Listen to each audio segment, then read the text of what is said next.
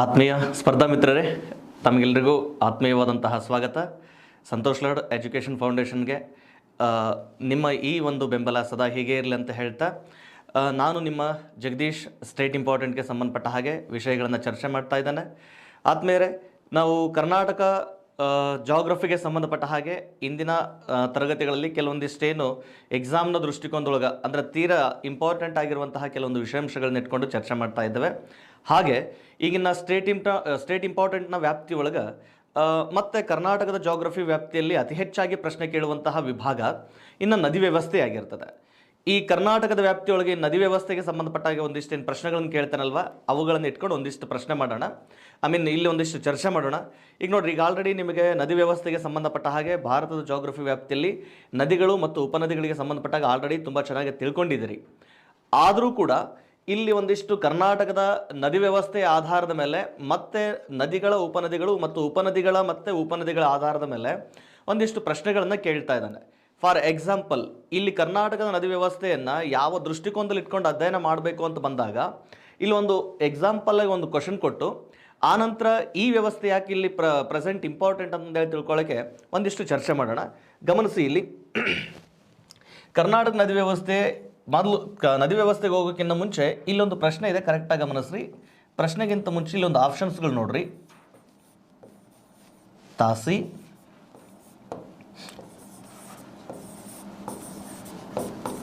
ಮಾರ್ಕಂಡೇಯ, ಮೂರನೇದು ಗುರುಪುರ, ಆನಂತರ ನಾಲ್ಕನೇದು ವರದಾ ಅಂತ ಹೇಳಿದೆ. ನಾಲ್ಕನೇದು ವರದಾ. ಇವು ನಾಲ್ಕು ಕರ್ನಾಟಕದ ನದಿಗಳ ವ್ಯವಸ್ಥೆಯಲ್ಲಿ ಕಂಡುಬರುವಂತಹ ಪ್ರಮುಖ ನದಿಗಳಾಗಿದ್ದು, ಈ ನದಿಗಳನ್ನ ಇಟ್ಕೊಂಡು ನಮಗೆ ಪ್ರಶ್ನೆ ಕೇಳ್ತಾನೆ. ಈ ಕೊಟ್ಟಿರುವ ನಾಲ್ಕು ನದಿಗಳಲ್ಲಿ ಕೆಳಗಿನ ಯಾವ ನದಿ ಪೂರ್ವಾಭಿಮುಖವಾಗಿ ಹರಿಯುವ ನದಿಯಾಗಿಲ್ಲ ಅಂತ ಪ್ರಶ್ನೆ ಮಾಡ್ತಾನೆ. ಇಲ್ಲ, ಈ ಕೆಳಗಿನ ನದಿ ವ್ಯವಸ್ಥೆಗಳಲ್ಲಿ ಯಾವುದು ಪಶ್ಚಿಮಾಭಿಮುಖ ನದಿ ವ್ಯವಸ್ಥೆಗೆ ಸಂಬಂಧಿಸಿದೆ ಅಂತ ಪ್ರಶ್ನೆ ಮಾಡ್ತಿರ್ತಾನೆ. ಇತ್ತೀಚೆಗೆ ಈ ರೀತಿಯ ಪ್ರಶ್ನೆಗಳನ್ನು ಕೂಡ ಇವತ್ತು ಕರ್ನಾಟಕದ ಜಾಗ್ರಫಿ ವ್ಯಾಪ್ತಿಯಿಂದ ಪ್ರಶ್ನೆ ಕೇಳ್ತಾ ಇರುವಂಥದ್ದು. ಓಕೆನಾ?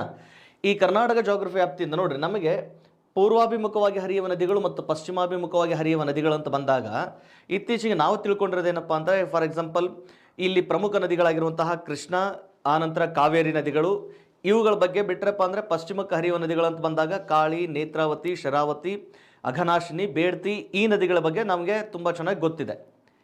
ಅವುಗಳನ್ನು ಬಿಟ್ಟು ಇವತ್ತೇನು ಮಾಡ್ತಾ ಇದ್ದಾನೆ, ಈ ರೀತಿಯ ಪ್ರಶ್ನೆಗಳನ್ನು ಕೇಳ್ತಾ ಇದ್ದಾನೆ. ಅಂದರೆ ಯಾವ್ಯಾವ ಉಪನದಿಗಳಿದ್ವಲ್ವ, ಕೃಷ್ಣಾ ನದಿದಾಗಿರ್ಬೋದು, ಕಾವೇರಿ ನದಿ ಉಪನದಿಗಳಿದ್ವಲ್ವ, ಅವುಗಳನ್ನು ಬಿಟ್ಟು ಮತ್ತು ಅವುಗಳ ಉಪನದಿಗಳನ್ನು ಇಟ್ಕೊಂಡು ಪ್ರಶ್ನೆ ಕೇಳ್ತಾ ಇದ್ದಾನೆ. ಈಗ ಫಾರ್ ಎಕ್ಸಾಂಪಲ್, ಈ ರೀತಿಯ ಪ್ರಶ್ನೆ ಕೇಳಿದಾಗ ಬಹುಶಃ ಇಲ್ಲಿ ಯಾವ ಉತ್ತರ ಸರಿಯಾಗುತ್ತೆ ಅನ್ನುವಂಥದ್ದು ಸ್ವಲ್ಪ ಇಲ್ಲಿ ಗೊಂದಲಕ್ಕೆ ಕ್ರಿಯೇಟ್ ಆಗ್ತದೆ. ಇಲ್ಲಿ ನೋಡ್ರಿ, ತಾಸಿ ಏನಿದೆಯಲ್ಲ, ಈ ತಾಸಿ ಇದು ಮಲಪ್ರಭಾ ನದಿಯ ಉಪನದಿ. ಓಕೆ, ಮಲಪ್ರಭಾ ಪೂರ್ವಕ್ಕೆ ಹರಿಯುತ್ತೆ ಅಂತಂದರೆ ಇದು ಪೂರ್ವಾಭಿಮುಖ ನದಿ ವ್ಯವಸ್ಥೆಗೆ ಸಂಬಂಧಪಟ್ಟಿರ್ತಕ್ಕಂಥದ್ದು. ಈ ಮಾರ್ಕಂಡೇಯ ಇದು ಘಟಪ್ರಭಾ ನದಿಯ ಉಪನದಿಯಾಗಿದ್ದು ಇದು ಕೂಡ ಪೂರ್ವಾಭಿಮುಖವಾಗಿ ಹರಿಯುವ ನದಿ ವ್ಯವಸ್ಥೆಗೆ ಸಂಬಂಧಪಟ್ಟಿದೆ.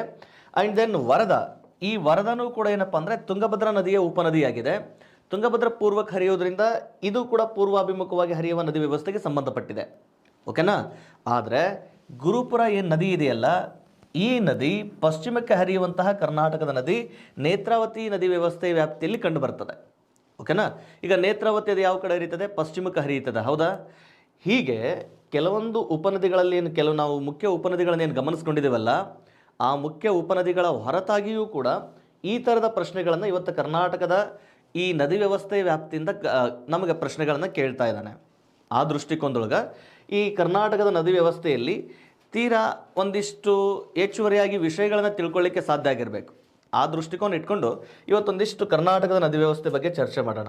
ಓಕೆನಾ? ಗಮನಿಸ್ರಿ, ಇಲ್ಲಿ ನದಿ ವ್ಯವಸ್ಥೆಯ ಉದ್ದೇಶ ಏನು ಅನ್ನೋದು ಬಹುಶಃ ನಿಮಗೆಲ್ಲರಿಗೆ ಸ್ಪಷ್ಟವಾಗಿದೆ ಅಂತ ಅನ್ಕೋತಾನೆ. ಇನ್ನು ಕರ್ನಾಟಕದ ನದಿ ವ್ಯವಸ್ಥೆ ಅಂತ ಬಂದಾಗ, ಕರ್ನಾಟಕದ ನದಿ ವ್ಯವಸ್ಥೆ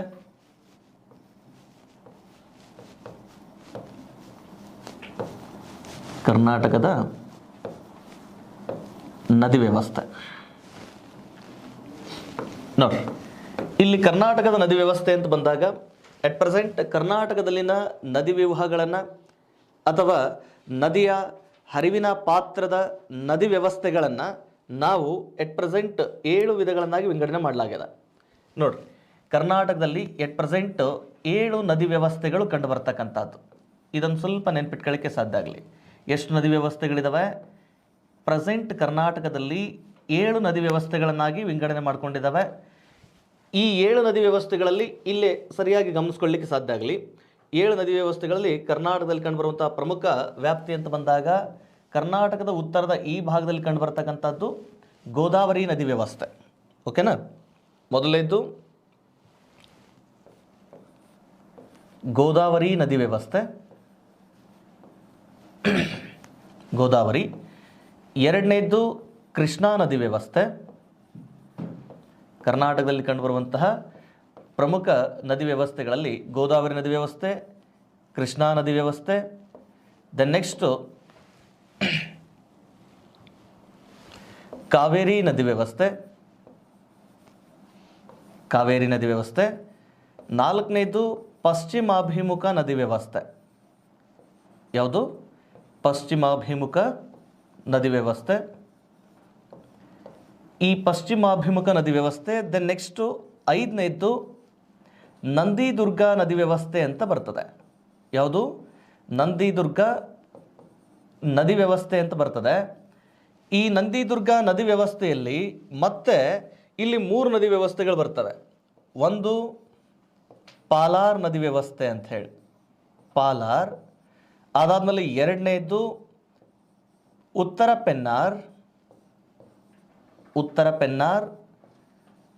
ಆಮೇಲೆ ಮೂರನೇದು ದಕ್ಷಿಣ ಪೆನ್ನಾರ್ ಅಂತ ಹೇಳಿ ಇಲ್ಲಿ ಮತ್ತೆ 3 ಪ್ರತ್ಯೇಕ ನದಿ ವ್ಯವಸ್ಥೆಗಳು ಬರ್ತವೆ. ಕರೆಕ್ಟಾಗಿ ಗಮನದಲ್ಲಿ ಇಟ್ಕೊಳ್ಳಿಕ್ಕೆ ಸಾಧ್ಯ ಆಗಲಿ. ಈ ನಂದಿದುರ್ಗ ನದಿ ವ್ಯವಸ್ಥೆ ವ್ಯಾಪ್ತಿಯಲ್ಲಿ ಇಲ್ಲಿ 3 ಪ್ರಮುಖ ನದಿ ವ್ಯವಸ್ಥೆಗಳು ಬರ್ತವೆ. ಪಾಲಾರ್ ನದಿ ವ್ಯವಸ್ಥೆ, ಉತ್ತರ ಪೆನ್ನಾರ್ ಮತ್ತು ದಕ್ಷಿಣ ಪೆನ್ನಾರ್ ಎನ್ನುವಂತಹ ನದಿ ವ್ಯವಸ್ಥೆಗಳು ಕಂಡು ಬರ್ತವೆ.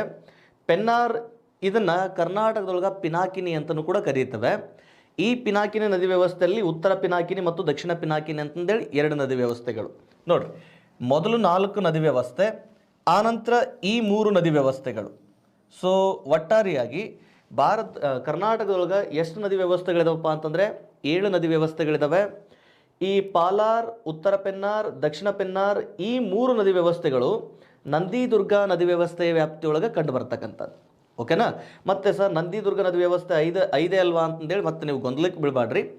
ಇಲ್ಲಿ ಕಂಡುಬರುವ ಕರ್ನಾಟಕದ 7 ನದಿ ವ್ಯವಸ್ಥೆಗಳು ಅಂತ ಬಂದಾಗ ಗೋದಾವರಿ ನದಿ ವ್ಯವಸ್ಥೆ, ಕೃಷ್ಣಾ ನದಿ ವ್ಯವಸ್ಥೆ, ಕಾವೇರಿ ನದಿ ವ್ಯವಸ್ಥೆ, ಆನಂತರ ಪಶ್ಚಿಮಾಭಿಮುಖವಾಗಿ ಹರಿಯುವ ನದಿ ವ್ಯವಸ್ಥೆ, ಪಾಲಾರ್, ಉತ್ತರ ಪೆನ್ನಾರ್, ದಕ್ಷಿಣ ಪೆನ್ನಾರ್ ಎನ್ನುವ 7 ನದಿ ವ್ಯವಸ್ಥೆಗಳು ಕರ್ನಾಟಕದೊಳಗೆ ಇರ್ತಕ್ಕಂಥದ್ದು ಎಟ್ ಪ್ರೆಸೆಂಟು. ನಾಳೆ ನಿಮಗೆ ನೇರವಾದ ಪ್ರಶ್ನೆ ಕೇಳ್ತಿರ್ತಾನೆ, ಕರ್ನಾಟಕದಲ್ಲಿನ ನದಿ ವ್ಯವಸ್ಥೆಗಳು ಎಷ್ಟಿದ್ದಾವೆ ಅಂತ ಪ್ರಶ್ನೆ ಕೇಳಿದಾಗ ಕರ್ನಾಟಕದಲ್ಲಿ ಎಟ್ ಪ್ರೆಸೆಂಟು 7 ನದಿ ವ್ಯವಸ್ಥೆಗಳಿದ್ದಾವೆ. ಈ 7 ನದಿ ವ್ಯವಸ್ಥೆಗಳನ್ನು ಒಂದು ಸ್ವಲ್ಪ ಇಲ್ಲಿ ಗಮನಿಸ್ಕೊಳ್ಳೋಣ. ಮೊದಲನೇದು ಗೋದಾವರಿ ನದಿ ವ್ಯವಸ್ಥೆ. ಆನಂತರ ಕರ್ನಾಟಕದ 60% ಭೂಭಾಗದ ವ್ಯಾಪ್ತಿಯಲ್ಲಿ ಈ ಕಂಡುಬರುವಂತಹ ನದಿ ವ್ಯವಸ್ಥೆ ದಟ್ ಈಸ್ ಕೃಷ್ಣಾ ನದಿ ವ್ಯವಸ್ಥೆ. ಓಕೆನಾ? ಯಾವುದು? ಕೃಷ್ಣಾ ನದಿ ವ್ಯವಸ್ಥೆ. ಕೃಷ್ಣಾ ಆದಮೇಲೆ ನೋಡ್ರಿ, ಇದು 1ನೇದು, ಇದು 2ನೇ ನದಿ ವ್ಯವಸ್ಥೆ. ಆನಂತರ ಈ ಭಾಗದಲ್ಲಿ ಕಂಡು ಬರ್ತದೆ ನೋಡ್ರಿ, ಭಾರತದ ಈ ಕರ್ನಾಟಕದ ದಕ್ಷಿಣದ ವ್ಯಾಪ್ತಿಯೊಳಗೆ ಕಂಡುಬರುವ ನದಿ ವ್ಯವಸ್ಥೆ. ಇದು 3ನೇದು ಕಾವೇರಿ ನದಿ ವ್ಯವಸ್ಥೆ.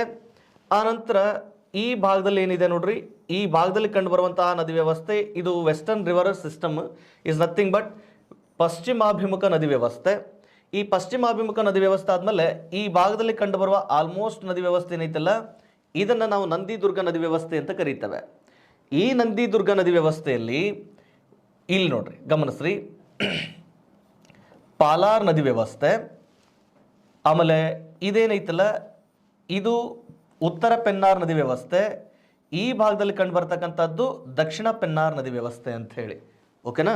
ಸೊ ಪಾಲಾರ್, ಉತ್ತರ ಪೆನ್ನಾರ್, ದಕ್ಷಿಣ ಪೆನ್ನಾರ್ ಆರ್ ಉತ್ತರ ಪಿನಾಕಿನಿ ಅಥವಾ ದಕ್ಷಿಣ ಪಿನಾಕಿನಿ ಎನ್ನುವ 7 ನದಿ ವ್ಯವಸ್ಥೆಗಳು ಎಟ್ ಪ್ರೆಸೆಂಟ್ ಕರ್ನಾಟಕದೊಳಗಿರ್ತಕ್ಕಂಥದ್ದು.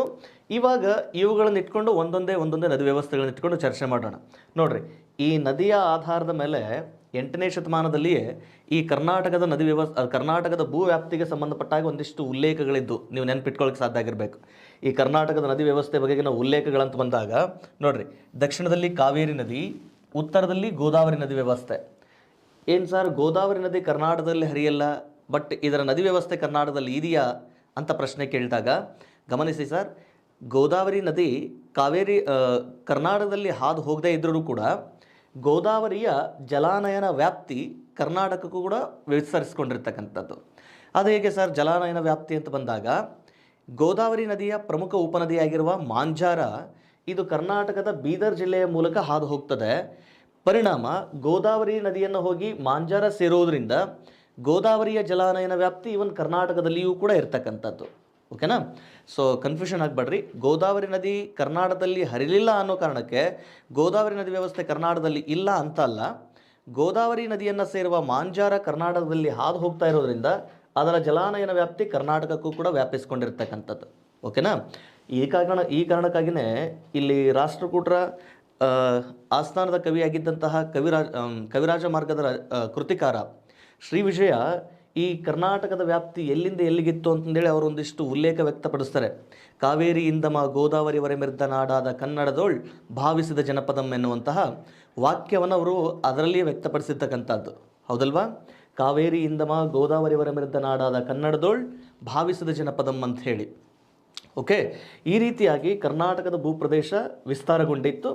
ಇನ್ನು ಇದೇ ಕವಿರಾಜ ಮಾರ್ಗ ಅಂತಂದಾಗ ಇನ್ನೊಂದು ಸ್ವಲ್ಪ ಇಲ್ಲೊಂದು ಲೈನ್ ನೆನ್ಪಿಟ್ಕೊಳ್ಳಿಕ್ಕೆ ಸಾಧ್ಯ ಆಗಲಿ. 2020 ಮತ್ತು 21ನೇ ಸಾಲಿನ ಬಜೆಟ್ನಲ್ಲಿ 2020 ಮತ್ತು 21ನೇ ಸಾಲಿನ ಇವಾಗ 2022-23ನೇ ಬಜೆಟ್ಟಿಗಿರೋದು. ಈ 2020 ಮತ್ತು 21ನೇ ಸಾಲಿನೊಳಗೆ ಇದೇ ಬೀದರ್ ಜಿಲ್ಲೆಯ ಬಸವ ಕಲ್ಯಾಣದ ವ್ಯಾಪ್ತಿಯೊಳಗೆ ಅನುಭವ ಮಂಟಪವನ್ನು ಸ್ಥಾಪನೆ ಮಾಡಬೇಕನ್ನೋ ಕಾರಣಕ್ಕೆ ಕರ್ನಾಟಕ ಸರ್ಕಾರ ಏನು ಮಾಡಿತ್ತು, ಇಲ್ಲಿ ಅನುಭವ ಮಂಟಪದ ಘೋಷಣೆ ಮಾಡುವಕ್ಕಿಂತ ಮುಂಚೆ ಅದೇ ಕವಿರಾಜ ಮಾರ್ಗದಿಂದ ಮತ್ತೊಂದು ಹೇಳಿಕೆಯನ್ನು ತಗೊಂಡು ಅದರ ಬಗ್ಗೆ ಉಲ್ಲೇಖ ವ್ಯಕ್ತಪಡಿಸಿತ್ತು. ಅನುಭವ ಮಂಟಪವನ್ನು ನಾವು ಪ್ರಪಂಚದ ಮೊದಲ ಸಂಸತ್ತು ಅಂತ ಕರೀತೇವೆ, ನೆನ್ಪಿಟ್ಕೊಳ್ಳಿ. ಕರ್ನಾಟಕ ಅದನ್ನು ಉಲ್ಲೇಖಿಸಿ ಮತ್ತೊಂದು ಅನುಭವ ಮಂಟಪವನ್ನು ನಿರ್ಮಾಣ ಮಾಡಲಿಕ್ಕೆ ಅದೇ ಕವಿರಾಜ ಮಾರ್ಗದಿಂದ ಮತ್ತೊಂದು ಲೈನನ್ನು ಇಲ್ಲಿ ಬಳಕೆ ಮಾಡ್ಕೊಳ್ಳಾಗಿತ್ತು ಬಜೆಟ್ನ ಕಾಪಿ ಒಳಗೆ. ಏನು ಆ ಲೈನ್ ಅಂತಂದರೆ, ಈ ಅನುಭವ ಮಂಟಪದಲ್ಲಿ ಆಗಿನ ಸಂದರ್ಭದೊಳಗೆ ವಚನಕಾರರಿದ್ದರು. ಆ ವಚನಕಾರರು ಯಾರಿಗೂ ಅಕ್ಷರದ ಜ್ಞಾನ ಇರಲಿಲ್ಲ. ಅಕ್ಷರದ ಜ್ಞಾನ ಇಲ್ಲದೇ ಇದ್ರೂ ಕೂಡ ಅವರ ಅನುಭವದ ಆಧಾರದ ಮೇಲೆ ಅವರು ವಚನಗಳನ್ನು ಬರೆಯೋದಕ್ಕೆ ರೂಢೀಕೃತ ಮಾಡ್ಕೊಂಡಿದ್ರು. ಅದಕ್ಕೆ ಹೇಳ್ತಾನೆ, ಅವರು ಅಕ್ಷರ ಜ್ಞಾನ ಇಲ್ಲದೇ ಇದ್ದವರು ಕೂಡ ಅಲ್ಲಿ ವಚನಗಳನ್ನು ಬಡಿತಾ ಇದ್ರು ಅನ್ನೋದನ್ನು ಉಲ್ಲೇಖ ಮಾಡಲಿಕ್ಕೆ ಅದೇ ಕೃತಿ ಒಳಗೊಂದು ವಾಕ್ಯ ಇದೆ, ಕುರಿತೋದಯಂ ಕಾವ್ಯ ಪ್ರಯೋಗ ಪರಿಣಿತ ಮತಿಗಳು ಅಂತ ಹೇಳಿ. ಕುರಿತೋದಯಂ ಕಾವ್ಯ ಪ್ರಯೋಗ ಪರಿಣಿತ ಮತಿಗಳು ಅಂತಂದೇಳಿ. ಈ ಎರಡು ಲೈನ್ಗಳನ್ನು ಇಲ್ಲಿ ಯಾಕೆ ನಾನು ಚರ್ಚೆ ಮಾಡಿದ್ದು ಅಂತಂದರೆ, ನಾಳೆ SDAದಂತಹ FDAದಂತಹ ಅಥವಾ ನಾಳೆ PDOದಂತಹ ಎಕ್ಸಾಮ್ ಆಯಿತು ಅಂತಂದರೆ ಅಂತಲ್ಲಿ ಈಗೇನು ನಾನು ಲೈನ್ಸ್ಗಳು ಹೇಳಿದ್ನಲ್ಲ, ಆ ಲೈನ್ಸ್ಗಳನ್ನು ಕೊಟ್ಟು ಇವು ಯಾವ ಕೃತಿಯಿಂದ ಬಂದಿದ್ದೇವೆ ಅಂತ ಕೂಡ ಪ್ರಶ್ನೆ ಕೇಳ್ತಾ ಇರ್ತಾನೆ. ಆ ಕಾರಣಕ್ಕೆ ಅವುಗಳನ್ನು ಒಂದಿಷ್ಟು ನೆನ್ಪಿಟ್ಕೊಳ್ಳಿಕ್ಕೆ ಸಾಧ್ಯ ಆಗಲಿ. Yes, come to the point. ನೋಡಿ, ಕರ್ನಾಟಕದ ನದಿ ವ್ಯವಸ್ಥೆ ಅಂತಂದರೆ ದಕ್ಷಿಣದಲ್ಲಿ ಕಾವೇರಿ ನದಿಯಿಂದ, ಉತ್ತರದಲ್ಲಿ ಗೋದಾವರಿ ನದಿ ವ್ಯವಸ್ಥೆಯ ವ್ಯಾಪ್ತಿ ಇಟ್ಕೊಂಡು 8% ಕರ್ನಾಟಕದ ನದಿ ವ್ಯವಸ್ಥೆ 7 ನದಿ ವ್ಯವಸ್ಥೆಗಳನ್ನು ಹೊಂದಿರತಕ್ಕಂಥದ್ದು. Is a clear? Then next ಇನ್ನು ಒಂದೊಂದೇ ನದಿ ವ್ಯವಸ್ಥೆಗೆ ಸಂಬಂಧಪಟ್ಟ ಹಾಗೆ 8% ಚರ್ಚೆ ಮಾಡೋಣ. ಇದರಲ್ಲಿ ಮೊದಲನೇ ನದಿ ವ್ಯವಸ್ಥೆ ಅಂತ ಬಂದಾಗ 8% ಕೃಷ್ಣಾ ನದಿ ವ್ಯವಸ್ಥೆ ಇಟ್ಕೊಂಡು ಮೊದಲು ಇಲ್ಲಿ ಚರ್ಚೆ ಮಾಡ್ತಕ್ಕಂಥದ್ದು. ಮೊದಲ ನದಿ ವ್ಯವಸ್ಥೆ ಯಾವುದು? ಕೃಷ್ಣಾ ನದಿ ವ್ಯವಸ್ಥೆ. ಕೃಷ್ಣಾ ನದಿ ವ್ಯವಸ್ಥೆಗೆ ಹೋಗೋಕ್ಕಿಂತ ಮುಂಚೆ ಮತ್ತೊಂದು ಸಾರ್ತಿ ಇಲ್ಲಿ ರಿಪೀಟ್ ಮಾಡಿರ್ತೀನಿ, ಗಮನಿಸ್ರಿ. 8% ಕರ್ನಾಟಕವು 7 ನದಿ ವ್ಯವಸ್ಥೆಗಳನ್ನು ಒಳಗೊಂಡಿದೆ. ಆ 7 ನದಿ ವ್ಯವಸ್ಥೆಗಳಲ್ಲಿ ಅತ್ಯಂತ ದೊಡ್ಡ ನದಿ ವ್ಯವಸ್ಥೆ ಕರ್ನಾಟಕದ ವ್ಯಾಪ್ತಿಯೊಳಗೆ ಅಂತ ಬಂದಾಗ ದಟ್ ಈಸ್ ಕೃಷ್ಣಾ ನದಿ ವ್ಯವಸ್ಥೆ ಅಂತ ಹೇಳಿ. ಇನ್ನೊಂದು ಪಾಯಿಂಟ್ಸ್ ಇದ್ದಾವೆ, ಇಲ್ಲೊಂದು ಸ್ವಲ್ಪ ಗಮನಿಸ್ರಿ. ಪ್ರಪಂಚದಲ್ಲಿನ ನದಿಯ ಹರಿವಿನ ಪಾತ್ರವನ್ನು ಆಧಾರವಾಗಿಟ್ಕೊಂಡು, ಪ್ರಪಂಚದಲ್ಲಿನ ನದಿಗಳ ಹರಿವಿನ ಸ್ವರೂಪವನ್ನು ಆಧಾರವಾಗಿಟ್ಕೊಂಡು ಅವು ವಿಸ್ತಾರವಾದ ಭೂಪ್ರದೇಶದ ವ್ಯಾಪ್ತಿಯಲ್ಲಿ ಹೇಗೆ ಹರಿತಾ ಇದ್ದಾವೆ ಅನ್ನೋದನ್ನು ಗಮನದಲ್ಲಿಟ್ಕೊಂಡು ಸುಮಾರು ಒಂದು 4ರಿಂದ 5 ವಿಧಗಳನ್ನಾಗಿ ಮಾಡಲಾಗಿದೆ. ಆ ವಿಧಗಳಂತ ಬಂದಾಗ ಇದೊಂದು ಸ್ವಲ್ಪ ನೆನ್ಪಿಟ್ಕೊಳ್ಳಿ ಸರ್, ಇಂಥದ್ದು ಕೂಡ ಪ್ರಶ್ನೆ ಆಗ್ತವೆ ನಿಮಗೆ. ನದಿ ಹರಿವಿನ ವಿಧಗಳು ಅಂತ ಬಂದಾಗ ಅಥವಾ ನದಿ ಸ್ವರೂಪದ ಹರಿವಿನ ವಿಧಗಳು ಅಂತ ಬಂದಾಗ ಮೊದಲನೇದ್ದು ಇಲ್ಲಿ ವೃಕ್ಷಾಕಾರದ ನದಿ ವ್ಯವಸ್ಥೆ ಅಂತ ಬರ್ತಿರ್ತದೆ. ಇದೊಂದು ಸ್ವಲ್ಪ ನೆನ್ಪಿಟ್ಕೊಳ್ಳಿ.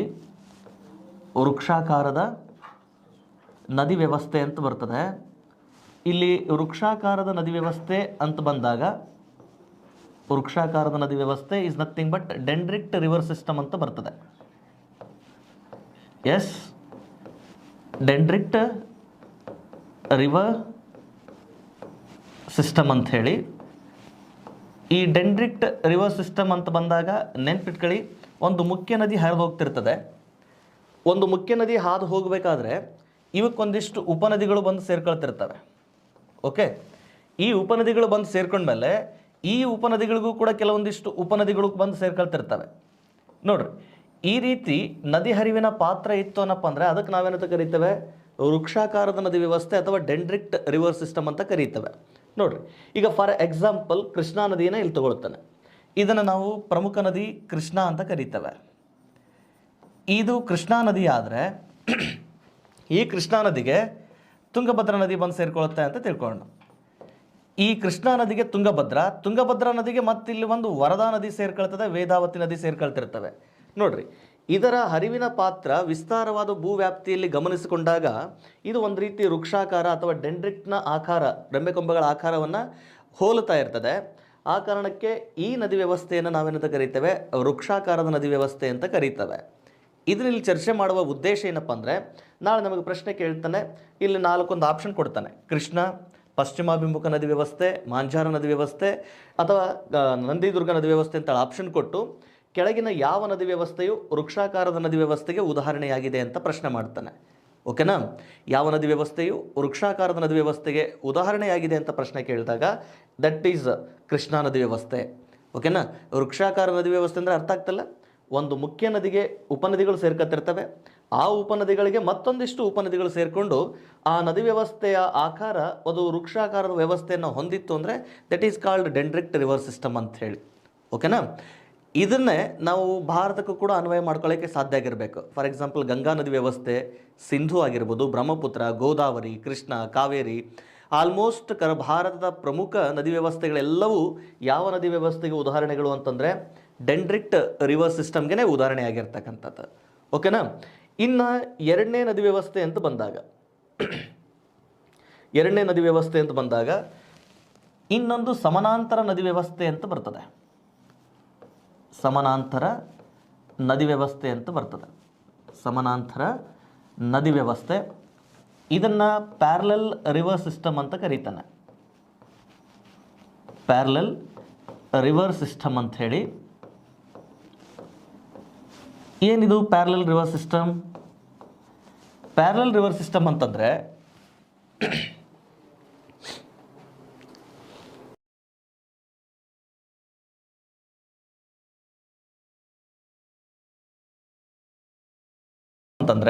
ಗಮನಿಸಿ, ಒಂದು ನದಿ ತಾನು ಹರಿತಿರ್ತದೆ, ಈ ನದಿಗೆ ಸಮಾನಾಂತರವಾಗಿ ಇನ್ನೊಂದು ನದಿ ಹಾದು ಹೋಗ್ತಿರ್ತದೆ. ಈಗ ನಾವು ರೈಲ್ವೆ ಹಳಿಗಳನ್ನು ಗಮನಿಸ್ಕೊಂಡಿರ್ತೇವೆ, ಒಂದಕ್ಕೊಂದು ಹೇಗೆ ಸಮಾನ ಅಂತರದಲ್ಲೇ ಅವು ಕ್ರಮಿಸ್ತಾ ಇರ್ತವೆ ನೋಡ್ರಿ. ಹಾಗೆ ಒಂದು ನದಿಗೆ ಸಮಾನ ಅಂತರದಲ್ಲಿ ಇನ್ನೊಂದು ನದಿ ಏನಾದರೂ ಕ್ರಮಿಸ್ತಾ ಇದ್ದರೆ ಅದಕ್ಕೆ ನಾವೆಂತ ಕರಿತೇವೆ, ಸಮಾನಾಂತರ ನದಿ ವ್ಯವಸ್ಥೆ ಅಥವಾ ಪ್ಯಾರಲಲ್ ರಿವರ್ ಸಿಸ್ಟಮ್ ಅಂತ ಕರಿತಿರ್ತೀವಿ. ಓಕೆನಾ? ಈ ರೀತಿಯ ಪ್ಯಾರಲಲ್ ರಿವರ್ ಸಿಸ್ಟಮ್ಗೆ ಕರ್ನಾಟಕದಲ್ಲಿ ಉದಾಹರಣೆ ಅಂತ ಬಂದಾಗ ಇಲ್ಲಿ ನೋಡ್ರಿ, ಕರ್ನಾಟಕದೊಳಗೆ ಈ ಕಡೆ ಭಾಗದಲ್ಲಿ ಒಂದಿಷ್ಟು ನದಿಗಳು ಹರಿಯುತ್ತವೆ, ಪಶ್ಚಿಮಾಭಿಮುಖವಾಗಿ ಹರಿಯುವಂತಹ ನದಿಗಳು, ಲೈಕ್ ಕಾಳಿ ನದಿ ಆಗಿರ್ಬೋದು, ಆನಂತರ ಶರಾವತಿ ಆಗಿರ್ಬೋದು, ದಕ್ಷಿಣದಲ್ಲಿ ನೇತ್ರಾವತಿ, ಆನಂತರ ಅಘನಾಶಿನಿ, ಬೇಡ್ತಿ, ಆಲ್ಮೋಸ್ಟ್ ಒಂದಕ್ಕೊಂದು ಏನಪ್ಪ ಅಂದರೆ ಸಮಾನಾಂತರವಾಗಿ ಹಾದು ಹೋಗ್ತವೆ. ಇವುಗಳಿಗೆ ಉಪನದಿಗಳು ಇದ್ದರೂ ಕೂಡ ಅವು ಡೆಂಡ್ರಿಕ್ಟ್ನ ಆಕಾರದಲ್ಲಿ ಇಲ್ಲ. ಹಾಗಾಗಿ ಕರ್ನಾಟಕದ ಪಶ್ಚಿಮಾಭಿಮುಖ ನದಿ ವ್ಯವಸ್ಥೆ ಏನೈತಲ್ಲ, ಇದು ಸಮಾನಾಂತರ ನದಿ ವ್ಯವಸ್ಥೆಗೆ ಉದಾಹರಣೆ. ಇದನ್ನು ಸ್ವಲ್ಪ ನೆನ್ಪಿಟ್ಕೊಳ್ಳಿ. ನಾಳೆ ಪ್ಯಾರಲಲ್ ರಿವರ್ ಸಿಸ್ಟಮ್ಗೆ ಕರ್ನಾಟಕದ ಯಾವ ನದಿಗಳು ಉದಾಹರಣೆ ಅಂತ ಬಂದಾಗ ಕಾಳಿಯಾಗಿದೆ, ನೇತ್ರಾವತಿ, ಅಘನಾಶಿನಿ, ಈ ಥರದ ಸ್ವರೂಪ ಆಲ್ಮೋಸ್ಟ್ ಪಶ್ಚಿಮಾಭಿಮುಖವಾಗಿ ಹರಿಯುವ ನದಿಗಳೆಲ್ಲವೂ ಪ್ಯಾರಲಲ್ ರಿವರ್ಗಳೇ ಆಗಿರ್ತಕ್ಕಂಥದ್ದು, ಅಂದರೆ ಸಮಾನಾಂತರ ನದಿಗಳಾಗಿದ್ದಾವೆ, ಸಮಾನಾಂತರದ ನದಿ ವ್ಯವಸ್ಥೆಗೆ ಉದಾಹರಣೆ ಆಗಿರ್ತಕ್ಕಂಥದ್ದು. ಓಕೆನಾ? ಇದಾದಮೇಲೆ ನೆಕ್ಸ್ಟು ಸರ್, ಸಮಾನಾಂತರ ನದಿ ವ್ಯವಸ್ಥೆ ಆದಮೇಲೆ ಅಗೇನ್ ಇನ್ನೊಂದು ನದಿ ವ್ಯವಸ್ಥೆ ಬರುತ್ತೆ ಇಲ್ಲಿ, ವಿರುದ್ಧ ದಿಕ್ಕಿನ ನದಿ ವ್ಯವಸ್ಥೆ ಅಂತ ಹೇಳಿ. ವಿರುದ್ಧ ದಿಕ್ಕಿನ ನದಿ ವ್ಯವಸ್ಥೆ, ಆ್ಯಕ್ಚುಲಿ ಇದಕ್ಕೆ ಇಂಗ್ಲೀಷ್ ವರ್ಡೇ ಸೂಕ್ತ, ಇದಕ್ಕೆ ಕನ್ನಡದೊಳಗೆ ಪರ್ಟಿಕ್ಯುಲರ್ಲಿ ವರ್ಡ್ ಸಿಗಂಗಿಲ್ಲ. ವಿರುದ್ಧ ದಿಕ್ಕಿನ ನದಿ ವ್ಯವಸ್ಥೆ ಅಂತ ಬಂದಾಗ ಇದಕ್ಕೆ ಇಂಗ್ಲೀಷ್ ವರ್ಡೇ ಕರೆಕ್ಟ್ ಇದೆ. ಯಾವುದು ಅಂತಂದರೆ ಅಬ್ಸಿಕ್ವೆಂಟ್ ಎನ್ನುವಂತಹ ನದಿ ವ್ಯವಸ್ಥೆ.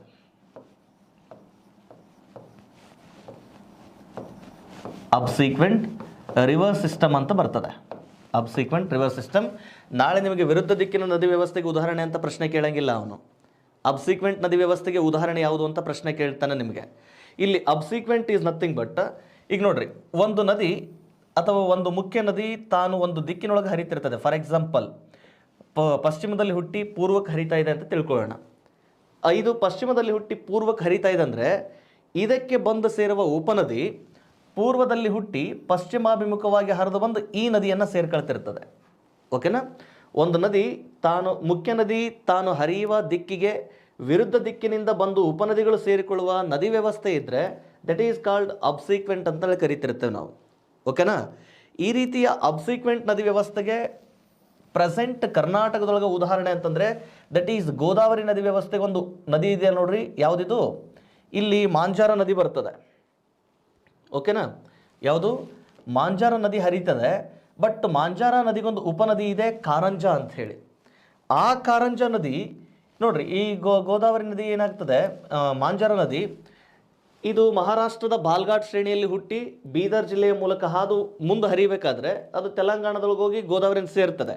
ಆದರೆ ತೆಲಂಗಾಣದ ಮೇದಕ್ ಬಳಿ ಉಗಮಗೊಳ್ಳುವಂತಹ ಕಾರಂಜ ನದಿ ಇದರ ವಿರುದ್ಧ ದಿಕ್ಕಿನಿಂದ ಬಂದು ಈ ಮಾಂಜಾರ ನದಿಯನ್ನು ಸೇರ್ಕೊಳ್ತದೆ. ಓಕೆನಾ? ಸೊ ದಟ್ ಈಸ್ ಕಾಲ್ಡ್ ಅಬ್ಸಿಕ್ವೆಂಟ್ ಅಂತ ಹೇಳಿ. ಓಕೆನಾ? ಒಂದು ಮುಖ್ಯ ನದಿಯ ಹರಿವಿನ ದಿಕ್ಕಿಗೆ ವಿರುದ್ಧ ದಿಕ್ಕಿನಿಂದ ಬಂದು ಸೇರುವ ನದಿ ವ್ಯವಸ್ಥೆ ದಟ್ ಈಸ್ ಕಾಲ್ಡ್ ಅಬ್ಸಿಕ್ವೆಂಟ್ ಅಂತ ಕರೀತೇವೆ. ಈ ಅಬ್ಸಿಕ್ವೆಂಟ್ಗೆ ಕರ್ನಾಟಕದಲ್ಲಿ ಉದಾಹರಣೆ ಯಾವುದು ಅಂತಂದರೆ ದಟ್ ಈಸ್ ಮಾಂಜಾರ ನದಿ ವ್ಯವಸ್ಥೆ ಅಂತ ಹೇಳಿ. Clear sir? ಜೊತೆಗೆ ಇದನ್ನು ಭಾರತದ ನದಿ ವ್ಯವಸ್ಥೆಗೆ ಹೋಲಿಕೆ ಮಾಡಿದಾಗ ಇದೇ ಗೋದಾವರಿ ನದಿಯ ಜಲಾನಯನ ವ್ಯಾಪ್ತಿಯೂ ಕೂಡ ಮತ್ತೊಂದು ಉದಾಹರಣೆ ಆಗ್ತದೆ. ಈಗ ಗೋದಾವರಿ ನದಿ ಅದೇನಾಗ್ತದೆ, ಪಶ್ಚಿಮದಲ್ಲಿ ಹುಟ್ಟಿ ಪೂರ್ವಕ್ಕೆ ಹರಿತದೆ, ಅಂದರೆ ಅದೊಂದು ಪೂರ್ವಾಭಿಮುಖವಾಗಿ ನದಿ ಆಗಿದ್ದರೆ ಇದರ ಉತ್ತರ ಭಾಗದಿಂದ ಬಂದು ಸೇರುವಂತಹ ಇಂದ್ರಾವತಿ, ಈ ಇಂದ್ರಾವತಿ ಇದು ಪಶ್ಚಿಮಾಭಿಮುಖವಾಗಿ ಹರಿದು ಬಂದು ಗೋದಾವರಿ ನದಿಯನ್ನು ಸೇರ್ಕೊಳ್ತಿರ್ತದೆ.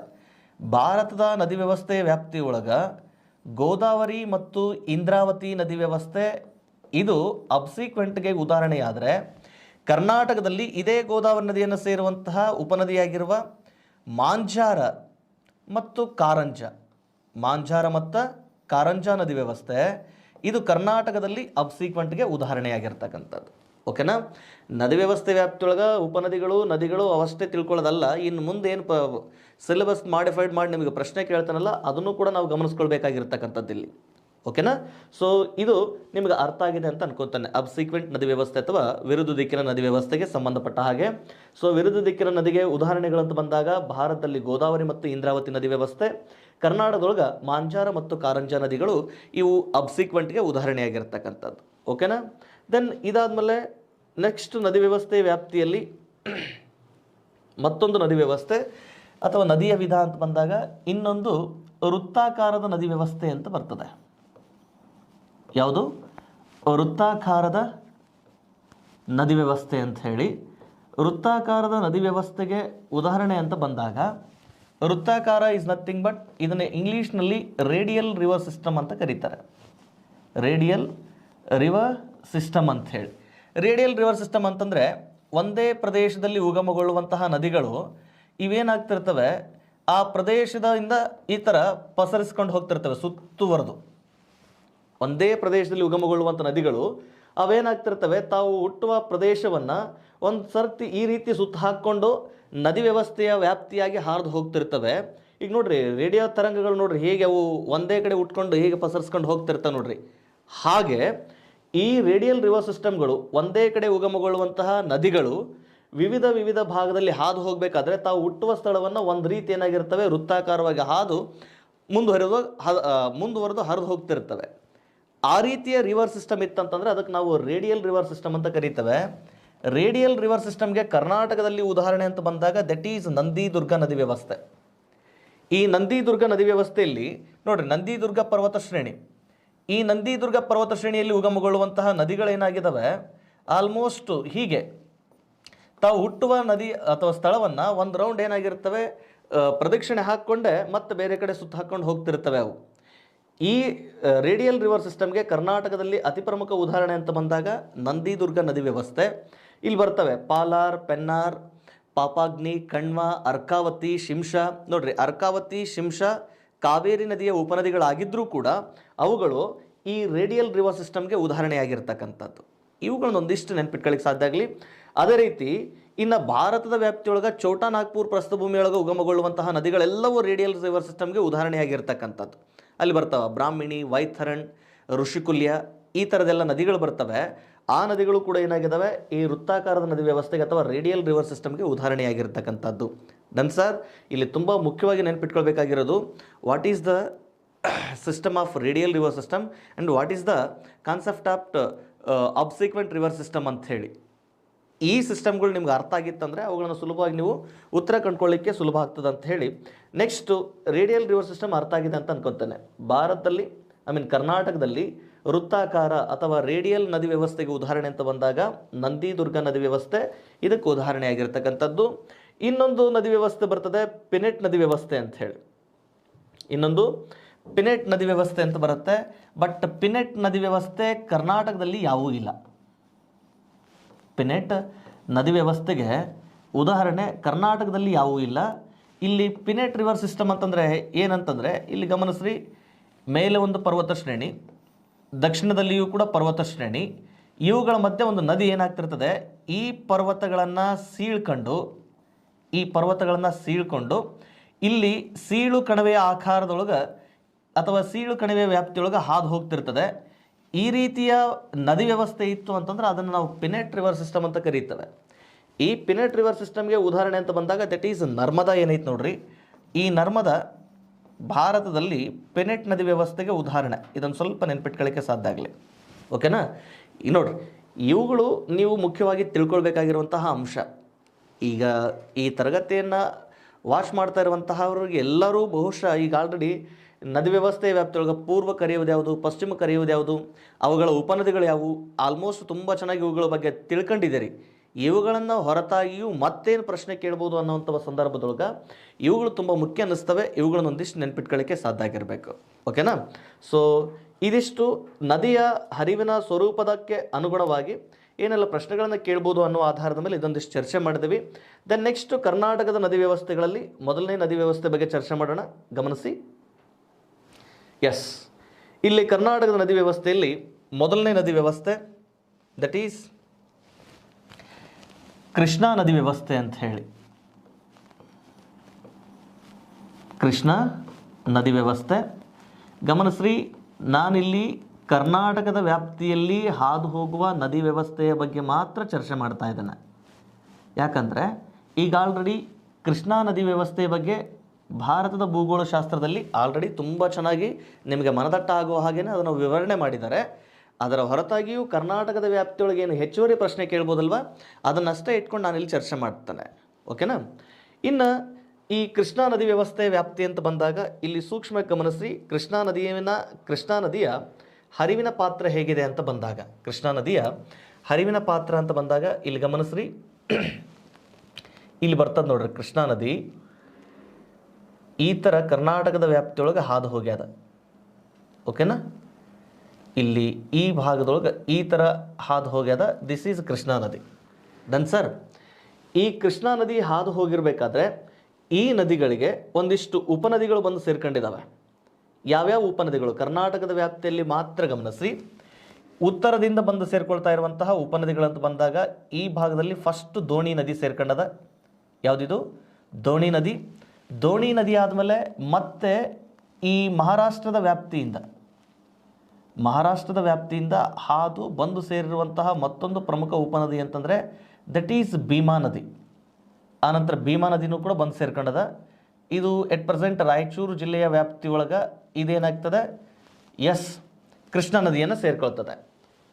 ಕರ್ನಾಟಕದಲ್ಲಿ ಕೃಷ್ಣಾ ನದಿಯನ್ನು ಸೇರುವ ನೋಡ್ರಿ ಎಡದಂಡೆಯ ಉಪನದಿಗಳು ಅಂತ ಬಂದಾಗ ಇಲ್ಲಿ ಎಡದಂಡೆ ಬಲದಂಡೆ ಕನ್ಫ್ಯೂಷನ್ ಆಗಬಾರ್ದು. ಒಂದು ನದಿಯ ಹರಿವಿನ ಪಾತ್ರ ಯಾವ ದಿಕ್ಕಿಗೆ ಹರಿತದೋ ಆ ಕಡೆ ಮುಖ ಮಾಡಿ ನಿಂತ್ಕೊಂಡಾಗ ಯಾವುದು ಎಡ ಅದು ಎಡದಂಡೆ, ಯಾವುದು ಬಲ ಅದು ಬಲದಂಡೆ. ಸೊ ಈ ಪೂರ್ವಕ್ಕೆ ಹರಿಯುವ ನದಿಗಳ ಉತ್ತರದಿಂದ ಬಂದು ಸೇರುವ ನದಿಗಳು ಎಡದಂಡೆಯ ಉಪನದಿಗಳಾದರೆ ದಕ್ಷಿಣದಿಂದ ಬಂದು ಸೇರುವ ಉಪನದಿಗಳು ಅವು ಬಲದಂಡೆಯ ಉಪನದಿಗಳಾಗಿರುತ್ತವೆ. ಇನ್ನು ಕರ್ನಾಟಕದಲ್ಲಿ ಎಡದಂಡೆಯಿಂದ ಬಂದು ಸೇರುವ ಕೃಷ್ಣಾ ನದಿಯ ಉಪನದಿಗಳಂತ ಬಂದಾಗ ಒಂದು ದೋಣಿ, ಆನಂತರ ಭೀಮ. Clear sir? ಇದಾದಮೇಲೆ ದೆನ್ ನೆಕ್ಸ್ಟ್ ಗಮನಿಸಿ, ಈ ನದಿಗೆ ಮತ್ತೆ ದಕ್ಷಿಣದಿಂದ ಬಂದು ಸೇರುವ ಉಪನದಿಗಳು ಅಂತ ಬಂದಾಗ ಇಲ್ಲೇ ಫಸ್ಟ್ ಒಂದು ಗಮನಿಸ್ರಿ. ಈ ಮಹಾರಾಷ್ಟ್ರದಿಂದ ಹುಟ್ಟಿ ಹಾದು ಬರುವಂತಹ ಇನ್ನೊಂದು ಪ್ರಮುಖ ಉಪನದಿ ಇದೆ, ದಟ್ ಈಸ್ ಘಟಪ್ರಭಾ. ಘಟಪ್ರಭಾ ಆದಮೇಲೆ ಇನ್ನೊಂದು ಉಪನದಿ ಬಂದು ಸೇರಿಕೊಳ್ತದೆ, ದಟ್ ಈಸ್ ಮಲಪ್ರಭಾ. ಓಕೆನಾ? ಘಟಪ್ರಭಾ, ಮಲಪ್ರಭಾ. ಅದಾದಮೇಲೆ ಇಲ್ಲಿ ನೋಡ್ರಿ, ಎರಡು ನದಿಗಳು ಉಗಮಗೊಳ್ಳುತ್ತವೆ, ಒಂದು ತುಂಗ, ಇನ್ನೊಂದು ಭದ್ರಾ ಎನ್ನುವಂತಹ ಉಪನದಿಗಳು. ಎರಡೂ ಸೇರಿಕೊಂಡು ತುಂಗಭದ್ರಾ ಆಗಿ ಆ ನಂತರ ಇವು ಕರ್ನಾಟಕದಲ್ಲಿ ಈಶಾನ್ಯ ದಿಕ್ಕಿಗೆ ಹಾದು ಆ ನಂತರ ಇದು ಕೃಷ್ಣಾ ನದಿಯನ್ನು ಸೇರ್ಕೊಳ್ತದೆ. ಎಲ್ಲಿದು? ಆಂಧ್ರ ಪ್ರದೇಶ, ತೆಲಂಗಾಣದ ಆಲಂಪುರ್ ಬಳಿ, ಆಲಂಪುರ್ ಬಳಿ ಹೋಗಿ, ಆಂಧ್ರ ಪ್ರದೇಶದ ಕರ್ನೂಲು ಜಿಲ್ಲೆಯ ಆಲಂಪುರ್ ಬಳಿ ಹೋಗಿ ಕೃಷ್ಣಾ ನದಿಯನ್ನು ಸೇರಿಕೊಳ್ತದೆ. This is Tungabhadra. ಕ್ಲಿಯರ್? ಈ ನದಿ ವ್ಯವಸ್ಥೆಗಳ ಬಗ್ಗೆ ಇಲ್ಲಿ ಒಂದಿಷ್ಟು ಡಿಟೇಲ್ ಆಗಿನೇ ಚರ್ಚೆ ಮಾಡ್ಕೊಳ್ಳಿಕ್ಕೆ ಪ್ರಯತ್ನ ಮಾಡೋಣ. ನೋಡ್ರಿ, ಕರ್ನಾಟಕದಲ್ಲಿ ಕೃಷ್ಣಾ ನದಿ ವ್ಯವಸ್ಥೆಗೆ ಅಥವಾ ಕರ್ನಾಟಕದಲ್ಲಿ ಕೃಷ್ಣಾ ನದಿಯನ್ನು ಸೇರುವಂತಹ ಉಪನದಿಗಳಂತ ಬಂದಾಗ ದೋಣಿ, ಭೀಮಾ, ಘಟಪ್ರಭಾ, ಮಲಪ್ರಭಾ, ಆನಂತರ ತುಂಗಭದ್ರಾ ನದಿಗಳು. ಇವುಗಳನ್ನು ಒಂದೊಂದಾಗಿ ಚರ್ಚೆ ಮಾಡೋಣ. ಇದರಲ್ಲಿ ಮೊದಲನೇದಾಗಿ ಒಂದಿಷ್ಟು ಕೃಷ್ಣಾ ನದಿಗೆ ಸಂಬಂಧಪಟ್ಟಾಗ ಒಂದಿಷ್ಟು ಚರ್ಚೆ ಮಾಡೋಣ. ಕೃಷ್ಣಾ ನದಿಗೆ ಸಂಬಂಧಪಟ್ಟಾಗೆ ಮುಖ್ಯವಾಗಿ ವಿಷಯ ಅಂತ ಬಂದಾಗ ಕೃಷ್ಣಾ ನದಿಯ ಉಗಮ, ಇದೊಂದೀಟು ಗಮನಿಸ್ಕೊಂಡು ಮುಂದುವರಿಯೋಣ. ಕೃಷ್ಣಾ ನದಿಯ ಉಗಮ ಅಂತ ಬಂದಾಗ ಈ ನದಿ ಮಹಾರಾಷ್ಟ್ರದ ಮಹಾಬಲೇಶ್ವರ ಎಂಬಲ್ಲಿ ಉಗಮಗೊಳ್ಳುತ್ತದೆ. ಮಹಾರಾಷ್ಟ್ರದ ಮಹಾಬಲೇಶ್ವರ, ಇದು ಪಶ್ಚಿಮ ಘಟ್ಟಗಳ ಶ್ರೇಣಿ. ಇದು ಮಹಾರಾಷ್ಟ್ರದ ಪಶ್ಚಿಮ ಘಟ್ಟಗಳ ಶ್ರೇಣಿಯ ಮಹಾಬಲೇಶ್ವರ ಎಂಬಲ್ಲಿ ಉಗಮಗೊಳ್ಳುತ್ತದೆ. ದಟ್ ಈಸ್ ಕೃಷ್ಣಾ ನದಿ. ಈ ಕೃಷ್ಣಾ ನದಿ ಮಹಾರಾಷ್ಟ್ರ, ಓಕೆನಾ, ಮಹಾರಾಷ್ಟ್ರ, ಕರ್ನಾಟಕ, ತೆಲಂಗಾಣ ಮತ್ತು ಆಂಧ್ರ ಪ್ರದೇಶ ರಾಜ್ಯಗಳ ಮೂಲಕ ಸರಿಸುಮಾರು 1400 ಕಿಲೋಮೀಟರ್ಗಳಷ್ಟು ಉದ್ದ ಹಾದು, ಸರಿಸುಮಾರು 1400 ಕಿಲೋಮೀಟರ್ಗಳಷ್ಟು ಉದ್ದ ಹಾದು ಆಂಧ್ರ ಪ್ರದೇಶದ ಹಂಸಲಾ ದೀವಿ ಎಂಬಲ್ಲಿ, ಆಂಧ್ರ ಪ್ರದೇಶದ ಹಂಸಲಾ ದೀವಿ ಎಂಬಲ್ಲಿ ಇದು ಬಂಗಾಳ ಕೊಲ್ಲಿಯನ್ನು ಸೇರ್ಕೊಳ್ತಕ್ಕಂಥದ್ದು. ಎಲ್ಲಿ ಸೇರ್ಕೊಳ್ತದೆ? ಬಂಗಾಳ ಕೊಲ್ಲಿಯನ್ನು ಸೇರ್ಕೊಳ್ತದೆ. ದಿಸ್ ಈಸ್ ಕೃಷ್ಣಾ ನದಿ ವ್ಯವಸ್ಥೆ. ಇದು ಯಾವ ನದಿ ವ್ಯವಸ್ಥೆ? ಇದು ಕೃಷ್ಣಾ ನದಿ ವ್ಯವಸ್ಥೆ. ಇದು ನೋಡ್ರಿ,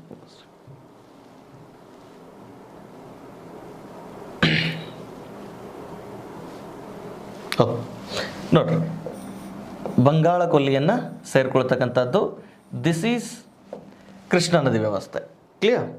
ನೋಡ್ರಿ, ಮಹಾರಾಷ್ಟ್ರ, ಕರ್ನಾಟಕ, ತೆಲಂಗಾಣ ಮತ್ತು ಆಂಧ್ರ ಪ್ರದೇಶ ರಾಜ್ಯಗಳಲ್ಲಿ ಹಾದು ಹೋಗ್ತದೆ. ಇನ್ನೊಂದು ಇದರ ವಿಶೇಷತೆ, ಯಾವ ರಾಜ್ಯಗಳಲ್ಲಿ ಹರಿತದೋ ಅದೇ ರಾಜ್ಯಗಳಲ್ಲೇ ಜಲಾನಯನ ವ್ಯಾಪ್ತಿ ಇದೆ ಇದಕ್ಕೆ. ಅದರಿಂದ ಹೊರಗಡೆ ವ್ಯಾಪ್ತಿಯೊಳಗೆ ಜಲಾನಯನ ವ್ಯಾಪ್ತಿ ಇಲ್ಲ.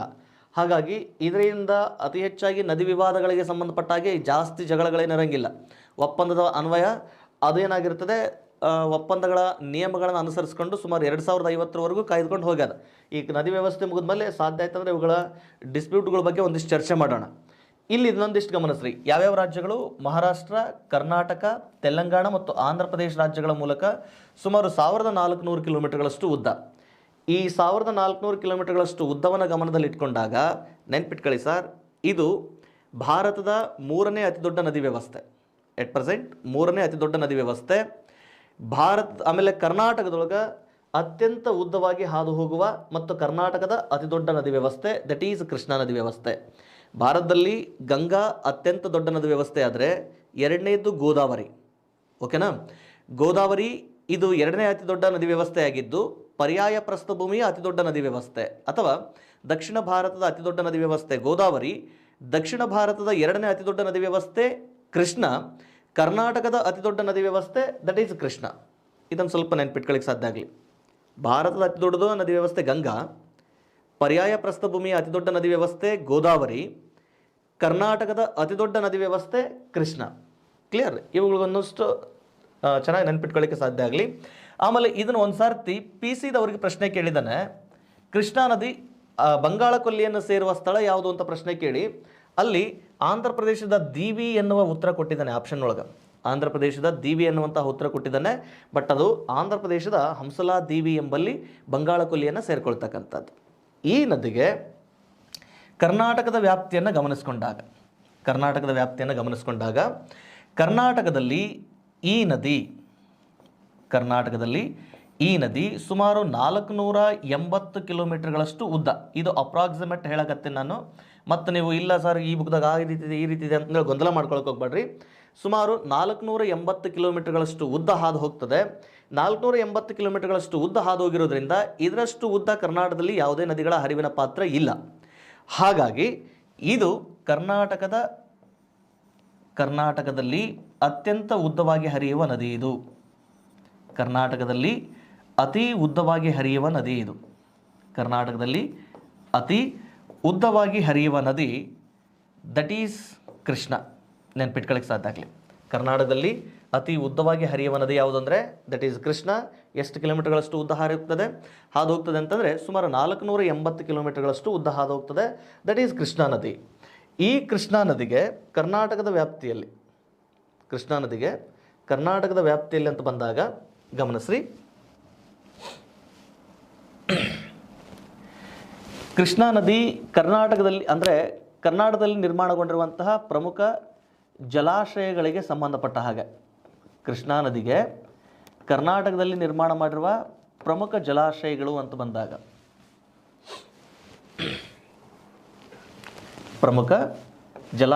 ಅಂತ ಬಂದಾಗ ಅದರಲ್ಲಿ ಮೊದಲನೇದು ಲಾಲ್ ಬಹದ್ದೂರ್ ಶಾಸ್ತ್ರಿ ಜಲಾಶಯ ಅಂತ ಬರ್ತದೆ. ಯಾವುದು? ಲಾಲ್ ಬಹದ್ದೂರ್ ಶಾಸ್ತ್ರಿ ಜಲಾಶಯ. ಈ ಲಾಲ್ ಬಹದ್ದೂರ್ ಶಾಸ್ತ್ರಿ ಜಲಾಶಯ ಈಸ್ ನಥಿಂಗ್ ಬಟ್ ಇದನ್ನು ಸ್ಥಳೀಯವಾಗಿ ನಾವು ಆಲಮಟ್ಟಿ ಜಲಾಶಯ ಅಂತ ಕರೀತೇವೆ.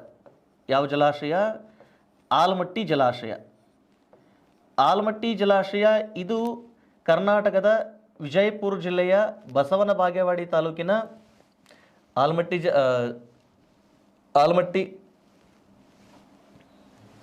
ಎಸ್ ಗಮನಿಸ್ರಿ. ಇಲ್ಲಿ ಪ್ರಮುಖ ಜಲಾಶಯಗಳು ಅಂತ ಬಂದಾಗ ಮೊದಲನೇದು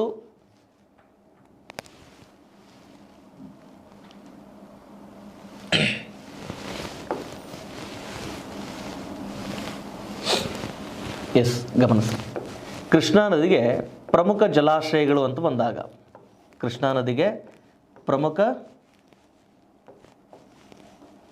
ಜಲಾಶಯಗಳು ಅಂತ ಬಂದಾಗ ಮೊದಲನೇದ್ದು ಲಾಲ್ ಬಹದ್ದೂರ್ ಶಾಸ್ತ್ರಿ ಜಲಾಶಯ. ಈ ಲಾಲ್ ಬಹದ್ದೂರ್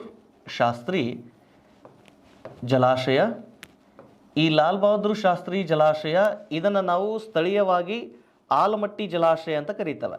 ಓಕೆ, ಯಾವ ಜಲಾಶಯ? ಆಲಮಟ್ಟಿ ಜಲಾಶಯ. ಈ ಆಲಮಟ್ಟಿ ಜಲಾಶಯ ಎಟ್ ಪ್ರೆಸೆಂಟ್ ವಿಜಯಪುರ ಜಿಲ್ಲೆಯ